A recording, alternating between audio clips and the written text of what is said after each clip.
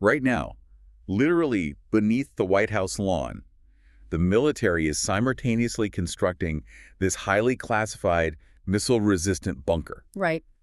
And above it, there is a blueprint for a brand new billion-dollar luxury ballroom. It's incredible. And because of the bizarre, honestly convoluted way the government is attempting to pay for this architectural marvel, the national funding required to hunt down child predators has completely ground to a halt. Completely stalled. Welcome to the Deep Dive. Today, we are looking at how a localized police shooting on a street corner in Minnesota managed to completely break the constitutional power of the purse in Washington. It really is a phenomenal collision of events. I mean, Yeah. you have local jurisdictional clashes escalating into this national procedural warfare, and it's all set against a backdrop of severe macroeconomic distress. Yeah, The sheer scale of the dysfunction is what makes this moment so historically significant. absolutely. And, to unpack the mechanics of this massive legislative gridlock, we are digging into a pretty formidable stack of sources for you today. We have official Congressional Budget Office cost estimates. Which are dense, but very revealing. Super dense. We're also looking at detailed reporting from PBS, Courthouse News, and Punchbowl News, alongside several tax policy memos and various think tank analyses. The documentation is extensive, and honestly, it is necessary to get a complete 360-degree view of how the system arrived at total paralysis. Definitely. Now, before we go any further, as we unpack these sources for you today, you are going to hear about some incredibly volatile, politically charged events. Yeah, very much so. We are talking about aggressive primary election purges, fierce Democratic funding ultimatums, and actions involving major left-wing and right-wing figures. So our goal here isn't to take a side or endorse any of these political moves. We are strictly looking at the structural mechanics, reading the memos, tracking the dollars, and figuring out how the fundamental machinery of the government ended up in this much gridlock. Because examining the mechanics is really the only way to understand the reality of the situation. I mean, the rhetoric is just a symptom. The procedural maneuvers, that's the disease. Well said. Okay, let's unpack this. So the tension in Congress was already simmering over the budget, right? Right. But the spark that actually blew up the Department of Homeland Security's funding wasn't in Washington. It was in Minneapolis. Right. To understand why lawmakers are fighting over backdoor funding tricks today, we really have to look at why federal law enforcement lost its funding in the first place.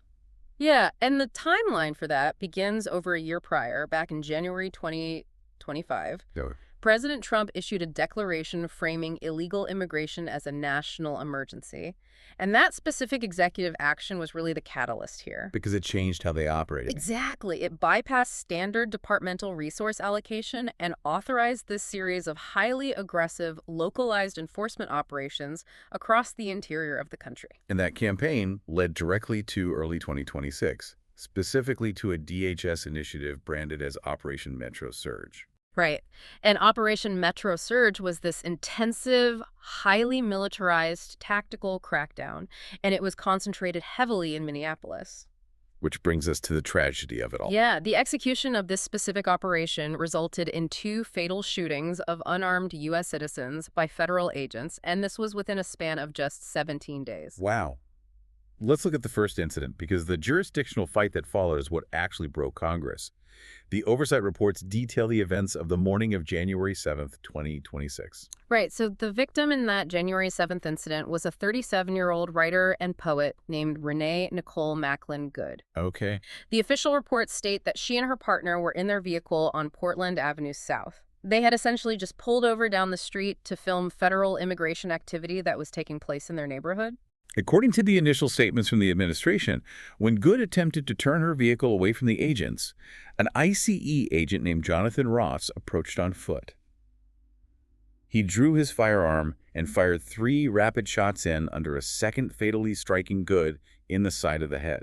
And the immediate public defense from federal officials was that Good had weaponized her vehicle. That she was trying to run him over. Exactly. They claimed she was intentionally accelerating toward Agent Ross, presenting an imminent lethal threat. However, that official narrative collapsed within days. Completely fell apart. Yeah, independent journalists and local investigators acquired multiple angles of dashcam and bystander video, and when they conducted a frame-by-frame analysis, it conclusively proved that Agent Ross was never in the vehicle's path. Wow. He was approaching from the side and faced literally no physical threat when he discharged his weapon. And the sources highlight a profoundly disturbing detail in the immediate aftermath of that. There was a physician present among the bystanders, and federal agents on the scene physically prevented that doctor from administering CPR to Good. Right. She succumbed to her injuries right there on the street without receiving immediate medical aid. I mean, the sheer brutality of the incident, combined with that instantly debunked official narrative, it caused a massive fracture between Minneapolis authorities and the federal government. Understandably. But the situation escalated beyond repair barely 2 weeks later, on January 24th. This was the second fatality. Alex Jeffrey Pretty, also 37 years old, and he was an intensive care nurse working for the Department of Veterans Affairs. Right. Pretty had been attending local protests that were organized in response to the killing of Renee Good. And the documentation indicates he was filming Customs and Border Protection agents during a secondary enforcement sweep. So again, just filming. Just filming. But eyewitness accounts, which were later corroborated by video evidence, describe an agent aggressively pushing an unidentified woman to the ground. Pretty stepped between the agent and the woman, basically attempting to shield her from further physical contact. And the escalation was just immediate. Agents deployed pepper spray, they forced him to the pavement and pinned him face down. And while he was restrained, agents disarmed him of a legally carried, holstered firearm. Okay, so he was armed, but legally, and it was holstered. Right, and they removed it. But while Pretty's arms were pinned under the weight of the arresting officers, two specific agents, Border Patrol agent Jesus Ochoa and CBP officer Raimundo Gutierrez, drew their service weapons and shot him at least 10 times. My God. And the administration's response to this second shooting was to instantly label Pretty a domestic terrorist, right? They argued he was planning to mass murder law enforcement. They did, but that claim was heavily contradicted by the visual evidence and just the sheer number of witnesses. Furthermore, the administration's public denunciation of Pretty's legal possession of a firearm, well, it backfired spectacularly. Yeah, it drew sharp, highly publicized condemnation from conservative gun rights organizations. Like both the NRA and Gun Owners of America issued statements criticizing the federal government for using a citizen's Second Amendment rights as retroactive justification for a lethal use of force. Right. Hold on, I want to look at the mechanics of the fallout here. You have two highly controversial, fatal shootings by federal agents in a major American city. The state of Minnesota doesn't just issue a press release, right? They actively try to investigate this as a local crime. They absolutely did. Minneapolis Mayor Jacob Frey and Minnesota Governor Tim Walz demanded the immediate cessation of all ICE and CBP operations within state borders. And the Minnesota Bureau of Criminal Apprehension, the state's premier investigative agency, they immediately launched parallel criminal investigations into both shootings. But the sources say they hit a brick wall. I mean, the FBI literally blocked state investigators from accessing the crime scenes in their own state. How does that even happen? Well, it triggered an immediate constitutional crisis rooted in the 10th Amendment. Okay, break that down for us. So the 10th Amendment essentially dictates that any power not specifically delegated to the federal government remains with the states. Minnesota argued that they possess the sovereign right under the 10th Amendment to investigate homicides occurring on their soil, regardless of who pulled the trigger. They invoke the 10th Amendment, basically telling the federal government, you don't have the constitutional right to strong-arm our state's criminal investigation in our own backyard. Precisely. But the FBI physically cordoned off the scenes, confiscated evidence, and sequestered the agents involved. They abruptly reversed a prior agreement to share jurisdictional authority. Unbelievable. And furthermore, the internal pressure within the Department of Justice was immense. Several federal prosecutors in the region actually resigned in protest. Wait, really? Resigned? Yeah, after Washington officials ordered them to halt any civil rights investigations into the agents and instead directed them to open investigations into Renee Good's surviving wife. It's just a complete breakdown of federalism. Yeah. So Minnesota responds by filing a massive lawsuit against the DOJ and DHS.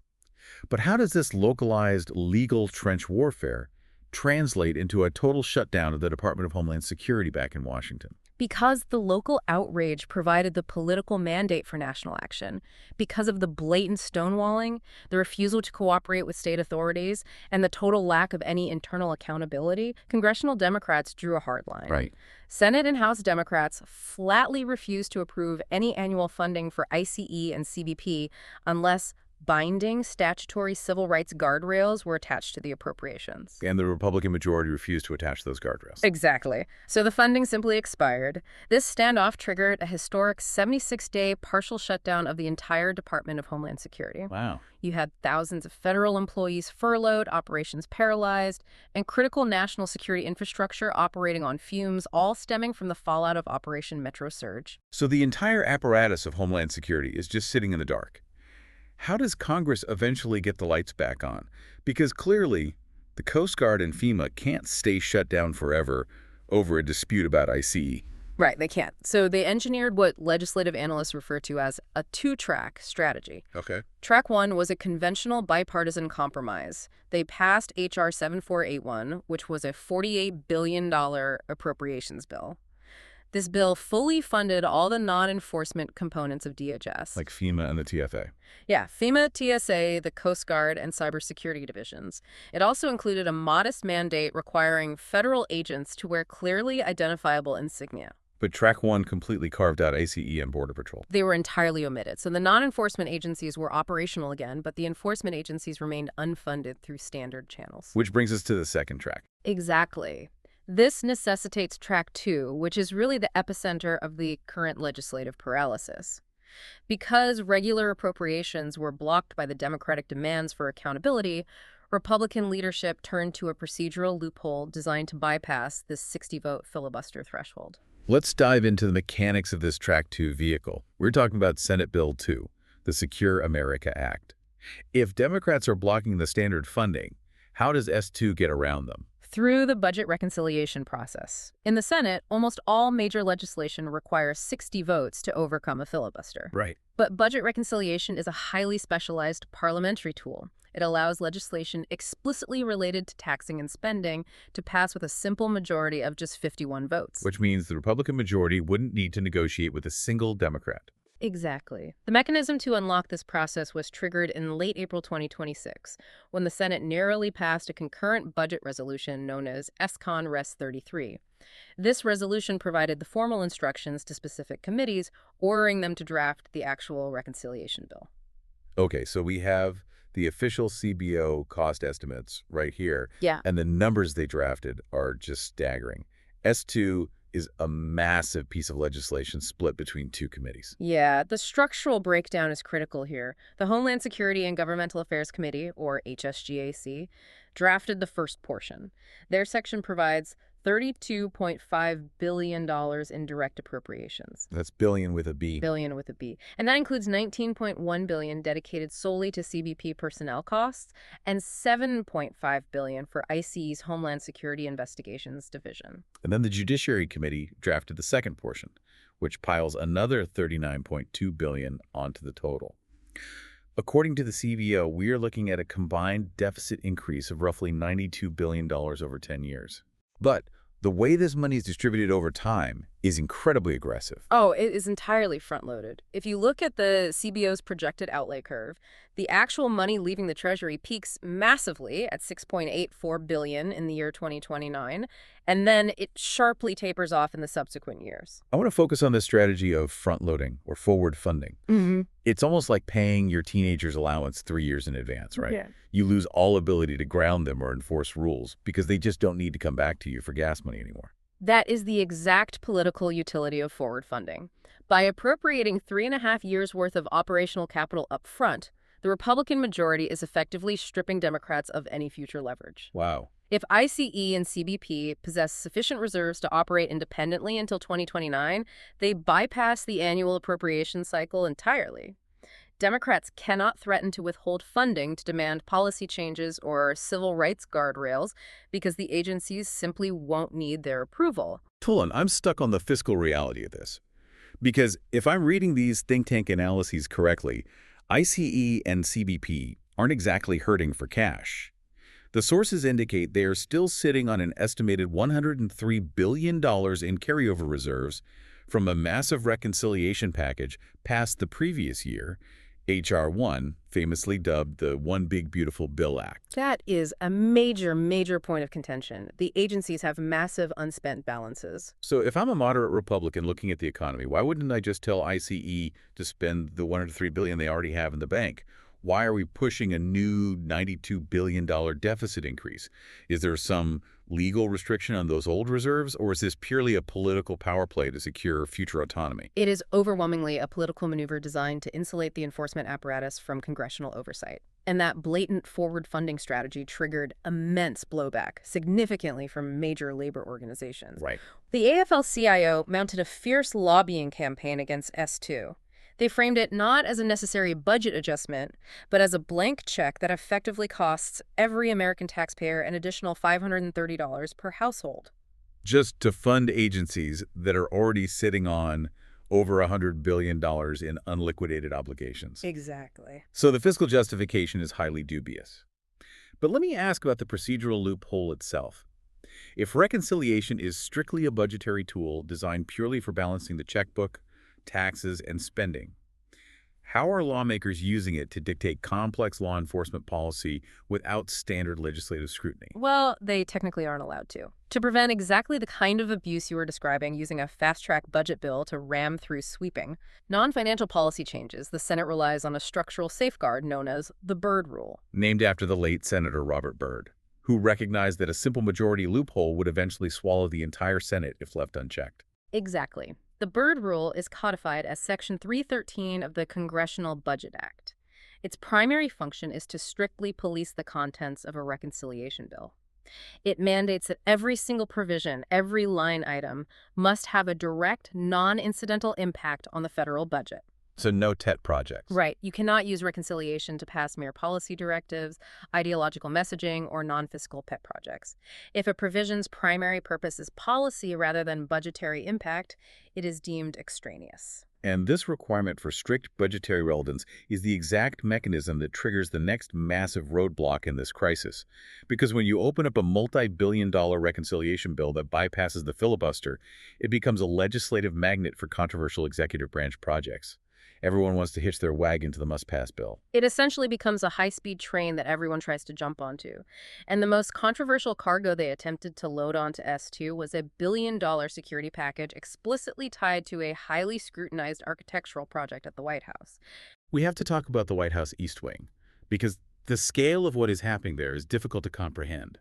The administration actually ordered the demolition of the historic East Wing to clear the footprint for what they categorized as a modernization project. And the crown jewel of this modernization project is a planned 90,000 square foot ballroom designed specifically for hosting state events and massive galas. Let's contextualize that size. I mean, the original architectural proposals indicated a seating capacity of 650 people. But President Trump has repeatedly taken to social media to publicly boast that the final capacity will be 999 guests. Which is a radical departure from centuries of historical precedent regarding the White House grounds. The sources reference a comprehensive National Park Service design plan commissioned back in the year 2000. Okay. That meticulous historical study explicitly recommended maintaining the existing traditional footprint of the executive mansion. The only expansion it entertained was a highly modest 200-person underground space situated near the West Wing. So bulldozing the East Wing to construct a 90,000 square foot event space is structurally unprecedented, and the administration was acutely aware that the optics of billing taxpayers for a luxury ballroom would be catastrophic. Oh, they knew it was politically toxic. To mitigate the backlash, President Trump consistently promised the American public that the ballroom's construction would be financed using not one dime of government money. He claimed it would be funded entirely by a dedicated $400 million private fund pooled from what he described as Patriot donors. And the sources actually provide the roster for this fund. We are talking about massive corporate entities like Amazon and Meta, alongside high-net-worth billionaires including Stephen A. Schwartzman and the Winklevoss twins. And the immediate reaction from ethics watchdogs was alarm.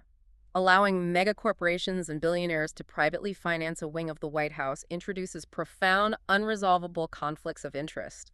Yeah, and despite the promise of private funding, the public reaction was overwhelmingly negative. A Washington Post ABC News Ipsos poll showed that 56% of Americans outright oppose the entire project.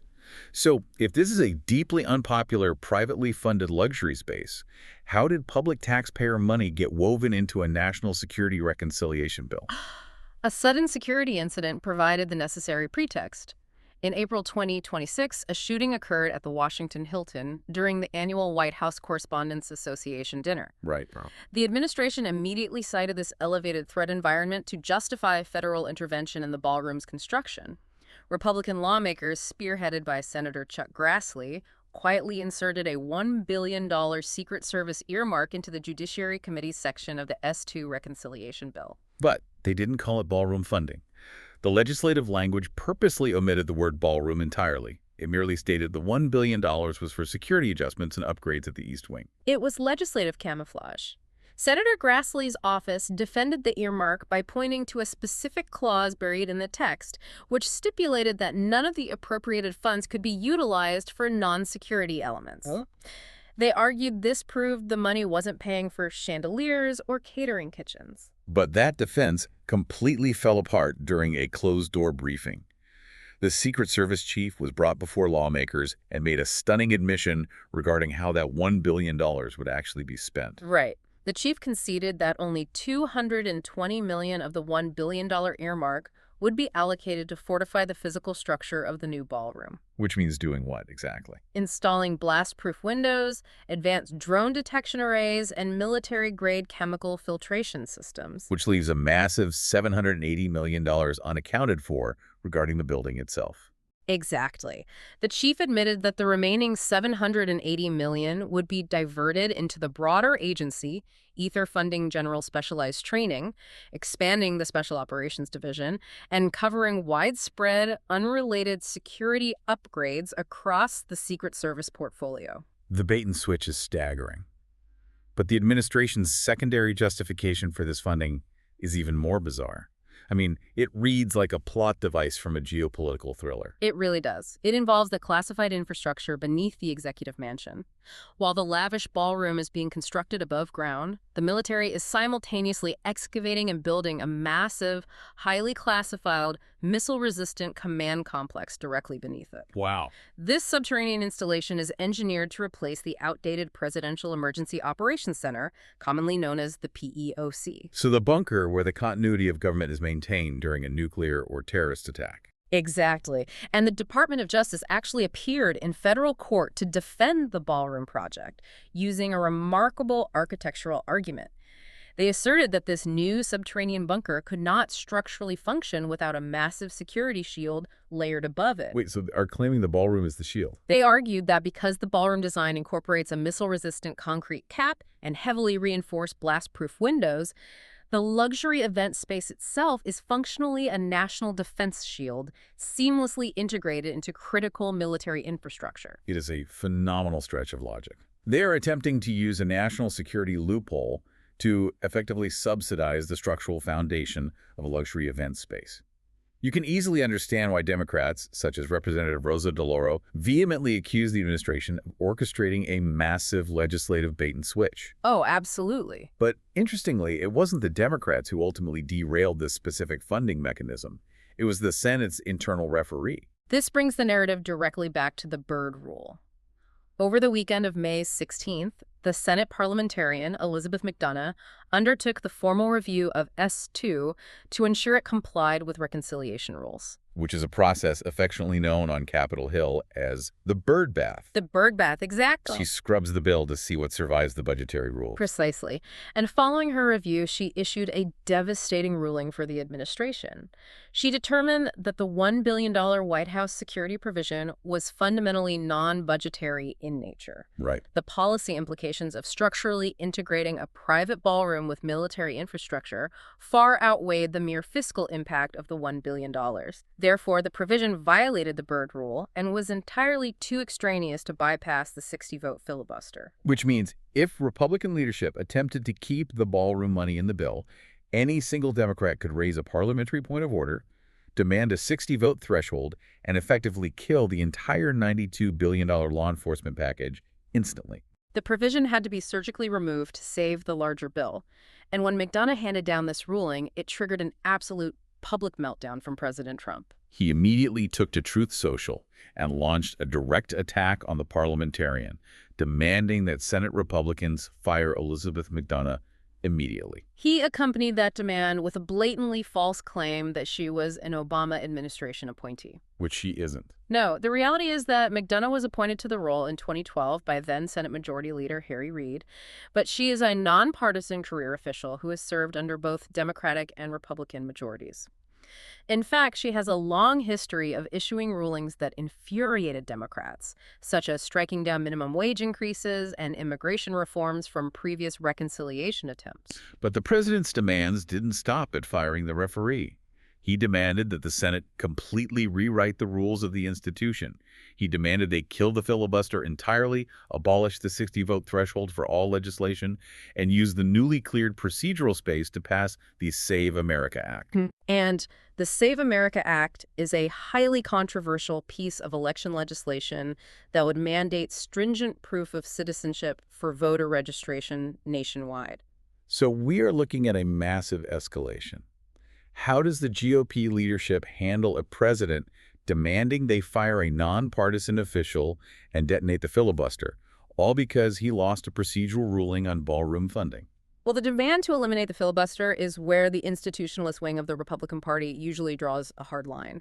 Senior figures like Mitch McConnell, Susan Collins, and Tom Tillis have historically and fiercely resisted any attempts to kill the legislative filibuster. Because they know the political pendulum always swings back. Exactly. They possess the institutional memory to recognize that the filibuster is the only structural mechanism that protects the minority party from being completely steamrolled when they inevitably lose control of the chamber. We actually witnessed this exact dynamic play out just weeks prior during the initial budget resolution votes in April. Really?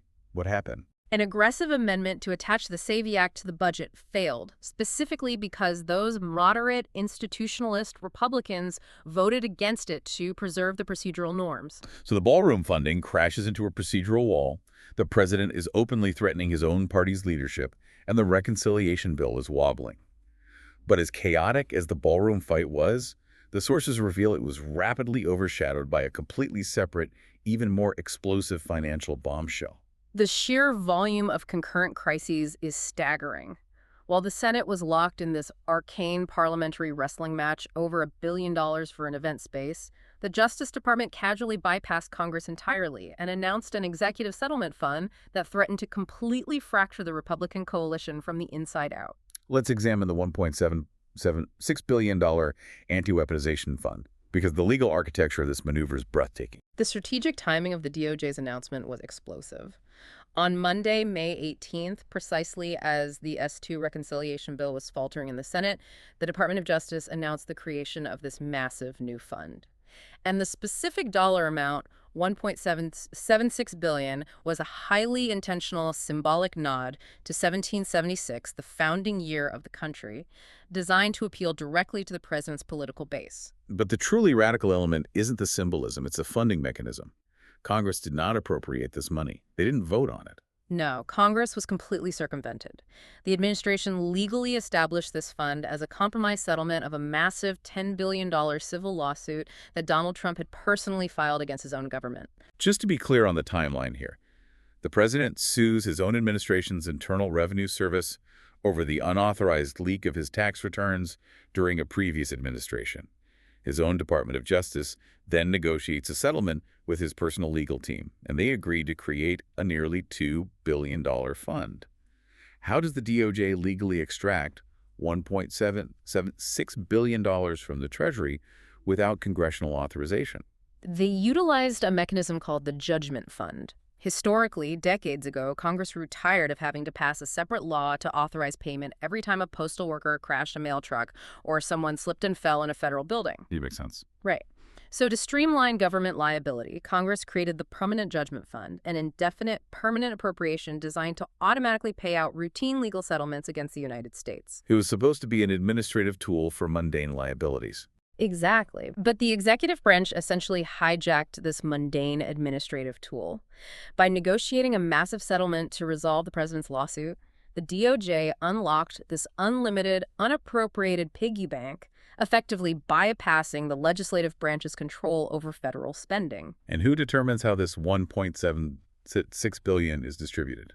The terms of the settlement dictate that the fund will be administered by a newly created 5-member commission.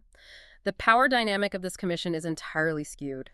4 of the commissioners are appointed directly by the Attorney General, while the 5th is appointed merely in consultation with congressional leadership. So the executive branch maintains absolute majority control. Total control. And this commission is granted virtually unchecked authority to issue formal government apologies and direct massive taxpayer payouts to individuals who claim they were victims of political persecution or weaponization by the DOJ under the prior Biden administration. It is a fund designed specifically to compensate political allies. This unprecedented maneuver sets the stage for Tuesday, May 19th. The new acting Attorney General, Todd Blanche, is called to testify before a Senate Appropriations Subcommittee. And Todd Blanche's background is critical context here. He assumed control of the Justice Department in April, following the sudden, unexplained firing of his predecessor, Pam Bondi. Prior to his ascension to acting Attorney General, Blanche served as President Trump's personal defense attorney in multiple criminal trials. So you have the president's former personal lawyer, now running the DOJ, testifying about a multi-billion-dollar settlement fund created from a lawsuit filed by the president.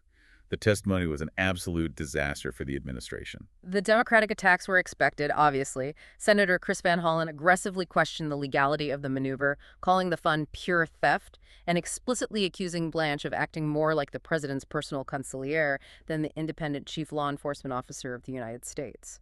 But the true derailment of the hearing came from the Republican side of the dais. Because moderate Republicans realized the political landmine this fund represented. Exactly. Senators Susan Collins and Jeff Merkley relentlessly pressed Blanche to clarify the specific legal guidelines dictating who was eligible to receive these taxpayer payouts. They demanded that Blanche categorically, on the record, rule out the possibility of payouts for individuals convicted of violent crimes, specifically focusing on those who physically assaulted police officers during the January 6th Capitol riot. And Blanche refused to close that door. He repeatedly, stubbornly refused to rule it out.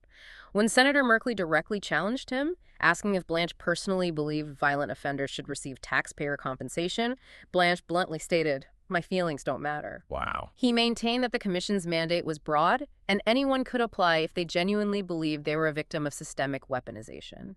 He even flippantly suggested that Hunter Biden could theoretically apply in a bizarre attempt to prove the fund was nonpartisan. The implication that federal taxpayer dollars could be directly routed to convicted January 6 rioters who assaulted law enforcement caused an immediate visceral eruption from the Republican caucus. The bipartisan backlash was instantaneous and severe. Senate Minority Leader John Thune publicly stated he saw no valid legislative or legal purpose for the fund's existence. Senator Bill Cassidy of Louisiana condemned it as an illegitimate executive slush fund. And Senator Tom Tillis called the very concept of paying rioters absurd and an insult to law enforcement. And Representative Brian Fitzpatrick, a crucial moderate vote in the House, warned of a dangerous backsliding in transparency, explicitly threatening to vote against any legislative package, including the reconciliation bill that supported either the fund or the ballroom. Right, and the pushback instantly migrated from the hearing room to the federal courts. 2 prominent police officers who defended the Capitol on January 6th, Daniel Hodges and Harry Dunn, actually filed a federal lawsuit to freeze the fund. The lawsuit, Hodges and Dunn v. Blanche, presents a fascinating legal argument. Because they aren't just arguing about the budget, they are arguing about physical safety. The plaintiffs assert that the fund operates as an unconstitutional slush fund that legally incentivizes and literally finances paramilitary violence against law enforcement. They argue that by establishing a financial reward system for individuals who attack government institutions, the DOJ is actively increasing the physical danger law enforcement officers face in the line of duty. It's a very powerful argument. Let me pause and look at the sheer scale of the constitutional crisis here. If the president can essentially sue his own administration's IRS, have his former personal lawyer settle the lawsuit, and utilize an administrative loophole to create a multi-billion-dollar payout fund governed by his own appointees without a single vote in Congress, doesn't that completely rewrite the fundamental rules of how the United States government operates? It is the ultimate constitutional stress test. Article 1 of the Constitution explicitly grants the power of the purse the sole authority to appropriate funds to the legislative branch. It is the primary check on executive overreach. But what we are witnessing is the executive branch successfully weaponizing litigation settlements to engineer indefinite autonomous funding streams for political priorities. It is a systemic attempt to completely neutralize congressional oversight. It is a breathtaking aggregation of executive power. And it's vital to remember that all of these high-level constitutional maneuvers and billion-dollar controversies in Washington are colliding with the devastating macroeconomic reality out in the country. Lawmakers are being commanded to vote for luxury ballrooms and DOJ slush funds while their constituents are drowning economically. The economic backdrop is the gravity anchoring this entire political crisis. The sources heavily emphasize the state of the domestic economy, noting that the national average for a gallon of gasoline has surged past $4.50, representing a brutal 50% increase. And this isn't just standard inflation. This is driven by massive geopolitical instability. Right. It is a direct consequence of the ongoing conflict with Iran. The severe military escalation has led to the effective closure of the Strait of Hormuz, the world's most critical maritime choke point for oil shipments. This blockade has catastrophically choked Iranian oil exports and severely disrupted global energy supply chains, sending shockwaves through the American economy. The domestic pressure on lawmakers is so intense that a bipartisan coalition led by Democratic Senators Mark Kelly and Richard Blumenthal introduced the Gas Prices Relief Act, designated S-4032. This legislation attempts to alleviate the pain at the pump by temporarily suspending the 18.4-cent federal gas tax. So, place yourself in the psychological position of a moderate Republican senator facing a difficult re-election campaign. You are absolutely terrified of the optics. Senator Jim Justice summarized the political reality perfectly when he stated, quote, "We've got people out there who are worried about how in the world they're going to have enough gas to get home." It is an impossible political bind. Go back to your home district, standing in front of constituents who can't afford groceries or gas to commute to work, and attempting to defend a vote for a billion-dollar luxury ballroom security package is the definition of political suicide. But simultaneously, defying the president on these critical votes is equally suicidal for their careers because the president is actively, aggressively purging any party member who demonstrates a lack of absolute loyalty. The primary election results from that very week prove the threat is real. President Trump is demanding total subservience to his agenda and demonstrating his willingness to destroy those who step out of line. The political casualties are mounting. He successfully mobilized his base to oust incumbent Senator Bill Cassidy in the Louisiana primary. He threw his massive political weight behind a challenger who successfully unseated Representative Thomas Massie in Kentucky, a race that rapidly became the most expensive House primary in American history. And he shocked the traditional Republican establishment by endorsing Texas Attorney General Ken Paxton in a direct primary challenge against the powerful incumbent Senator John Cornyn. But the purged lawmakers aren't entirely powerless during their lame duck period. Senator Cassidy, having lost his primary and facing the end of his political career, executed a massive act of defiance. Right. With nothing left to lose politically, Senator Cassidy utilized his final days in office to exact political vengeance. He cast the deciding tie-breaking vote to advance a highly controversial war powers resolution. This resolution was explicitly designed to force the immediate withdrawal of U.S. military forces from the Iranian conflict, directly challenging and undermining the president's authority as commander-in-chief. So we have to synthesize this chaotic landscape. You have a Republican caucus caught in an impossible vice grip. On one side, a furious electorate suffering under crushing inflation and gas prices. On the other side, a vindictive president who will ruthlessly end their political careers if they fail to rubber stamp his multi-billion-dollar ballroom and settlement fund. And the Democratic leadership understands exactly how precarious the Republican position is, and they are leveraging the procedural rules to maximize the damage. Senate Minority Leader Chuck Schumer publicly threatened to unleash a vote-a-rama. For those unfamiliar, a vote-a-rama is essentially a parliamentary torture device used during the reconciliation process. It is a marathon, potentially endless session of rapid-fire amendments. Because these amendments only require a 50-vote threshold to pass, the minority party can force votes on incredibly toxic, politically damaging issues. Schumer's explicit strategy was to force vulnerable Republican senators to go on the public record over and over again, descending the funding for the ballroom and the DOJ settlement fund while the nation suffered through an economic crisis. Faced with the terrifying prospect of a vote-a-rama, the reality that the parliamentarian had structurally gutted their ballroom funding, and a simmering internal rebellion over the prospect of paying January 6th rioters with the DOJ fund, The Republican leadership finally blinked. The structural pressure simply became too immense. On Thursday afternoon, Senate GOP leadership officially pulled the S2 reconciliation bill from the floor. They completely missed President Trump's artificially imposed June 1st deadline to pass the package, and they adjourned the chamber for the Memorial Day recess, leaving the crisis unresolved. And this is the moment in the deep dive where the convoluted dysfunction of Washington stops being an abstract, theoretical political game and becomes a tangible, devastating tragedy for highly vulnerable people. When massive multi-billion-dollar legislative vehicles like S2 crash and burn over partisan warfare, highly popular, desperately needed, universally supported programs get caught in the wreckage and destroyed. The collateral damage of this gridlock is immense and incredibly specific. The sources highlight one critical casualty resulting from the failure of S2. Attached to this massive reconciliation package was a major bipartisan anti-trafficking provision championed by Representative Laurel Lee and Senator Josh Hawley. The initiative was heavily supported and publicized by former NFL quarterback Tim Tebow and his charitable foundation. This wasn't controversial policy. This provision was designed to appropriate a highly specific $108.5 million to hire 200 new child exploitation investigators and highly trained forensic analysts dedicated to Homeland Security investigations. And the need for this funding is critical. According to current operational data, there are presently only 7 such specialized analysts operating nationwide.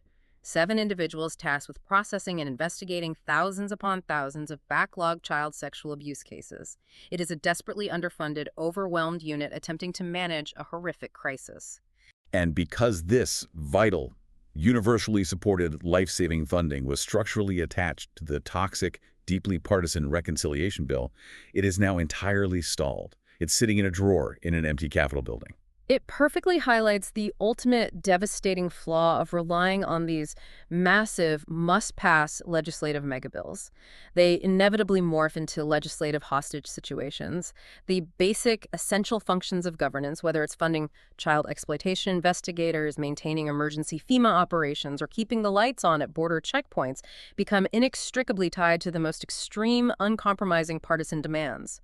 When the controversial demands fail, the essential governance fails alongside them. It is a profound institutional failure.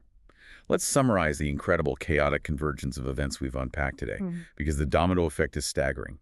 It all began with localized, deeply controversial police violence in Minneapolis that triggered a 10th Amendment clash between a state and the FBI. That local jurisdictional dispute resulted in a massive federal shutdown. To bypass the shutdown, lawmakers hijacked a backdoor budgetary maneuver, the reconciliation process. That reconciliation bill then became a magnet for a billion-dollar White House luxury ballroom, triggering a battle with the Senate parliamentarian over the Byrd Rule. It's just wild. Simultaneously, the executive branch utilized an administrative loophole to create a legally dubious DOJ settlement fund to pay political allies. And ultimately, a politically terrified Congress, squeezed by skyrocketing gas prices and aggressive primary purges, paralyzed itself, leaving critical anti-trafficking funds in legislative limbo. It is an absolute masterclass in how easily the fundamental machinery of a democratic government can break down. When executive ambition violently clashes with established legislative rules, and when absolute party loyalty collides with desperate constituent needs, the entire system simply stops functioning. We started this deep dive, looking for the root cause of the paralysis. But it's clear there isn't just one broken bone in this system. The entire skeletal structure of how laws are drafted, how oversight is conducted, and how taxpayer money is spent is fracturing under immense, unprecedented stress. The structural stress tests are originating from every possible angle, but perhaps the most enduring and concerning development is the radical shift in how the executive branch conceptualizes and manipulates the constitutional power of the purse. If the executive branch has successfully engineered a blueprint to utilize civil lawsuit settlements like the $10 billion IRS tax leak case to entirely bypass congressional approval and continuously draw billion-dollar autonomous funds directly from the permanent judgment fund at the Treasury, the implications are staggering. If this specific legal precedent holds and the courts fail to intervene, what mechanism exists to stop future administrations, regardless of their political affiliation, from simply orchestrating lawsuits against themselves to secure unlimited, unchecked funding for their own ideological pet projects? It forces us to ask if we have just quietly witnessed the complete and permanent neutralization of Congress's most vital constitutional power. Thank you so much for joining us for this deep dive into this source material. Stay curious, keep reading, and keep questioning the world around you.